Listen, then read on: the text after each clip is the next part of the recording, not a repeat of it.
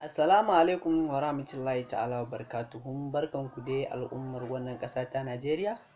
Ina mai muku fatan alkhairi da fatan kuma Allah ya sa sabon shugaban ƙasarmu wato Bola Ahmed Tinibu Allah ya bashi ikon riko na gari. Da kowa ya sani ne kamar yadda yake wakana a Najeriya ko kuma na ce a ƙasashen duniya baki ɗaya. Dusan da shugaban ƙasa mai ci ya sauka, to idan wani ya hau dole wancan shugaban ƙasan da ya ci a baya za a cire fotunan shi daga cikin ofisoshin da suke ƙasar. To gaskiya iwar haka an fara cire fotunan Buhari daga cikin ofisoshin da suke Najeriya.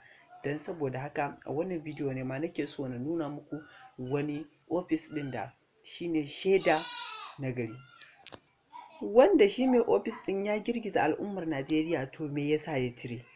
Ba kowa bane ya fara cirewa, ko da yake abu ne da ya zama doka, dole sai an cire. Mu je mu kai tsaye mu kalli bidiyon. Amma kafin haka ku ci gaba da danna mana subscribe a wannan YouTube channel ɗin, sannan ku danna mana ƙararrawar sanarwa